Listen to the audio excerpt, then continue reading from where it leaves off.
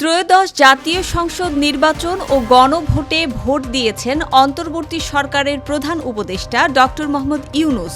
Vote দিয়ে তিনি বলেন, আজকে মহা আনন্দের দিন, আজকে নতুন বাংলাদেশের জন্মদিন। সারা দিনব্যাপী আমরা এই জন্মদিন উৎসব পালন করব। জনগণকে ভোট দেওয়ার আহ্বান জানিয়ে তিনি আরও বলেন, সবাইকে আহ্বান জানাচ্ছি গণভোটে অংশ নেবার জন্য, যাতে করে আমরা নতুন বাংলাদেশ গড়ে তুলতে পারি।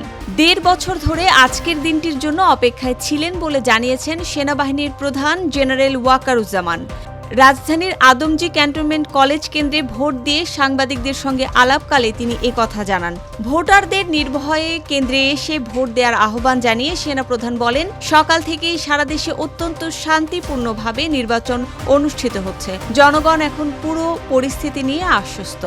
জামায়াতে ইসলামীর নেতৃত্বাধীন ১১ দলীয় জোটের পক্ষ থেকে নির্বাচন বয়কট বা ভোট বর্জনের কোনো পরিকল্পনা নেই বলে স্পষ্টভাবে জানিয়েছেন ঢাকা ৮ আসনের জোট সমর্থিত প্রার্থী ও জাতীয় নাগরিক পার্টির মুখ্য সমন্বয়ক নাসির উদ্দিন পাটোয়ারি।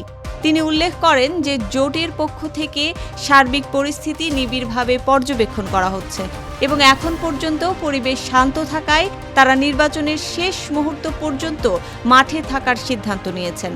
অনেক বছর পর মানুষ উৎসব মুখর পরিবেশে ভোট দিতে আসায় এটি বাংলাদেশের গণতন্ত্রের উত্তরণের পথ প্রশস্ত করবে বলেও তিনি মন্তব্য করেন।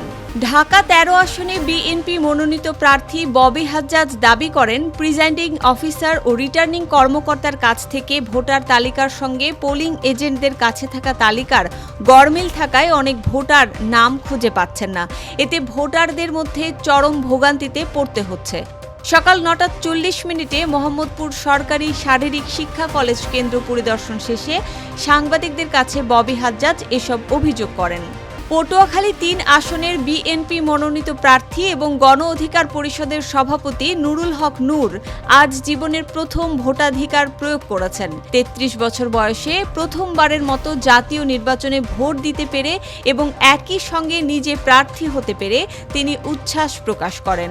ভোট দেওয়ার পর কেন্দ্রের পরিবেশ ও সার্বিক ব্যবস্থাপনায় সন্তোষ প্রকাশ করে ডাকসুর সাবেক এভিপি বলেন, দীর্ঘদিন পর দেশের মানুষ একটি অংশগ্রহণমূলক ও উৎসব মুখর পরিবেশে ভোট দেওয়ার সুযোগ পাচ্ছে।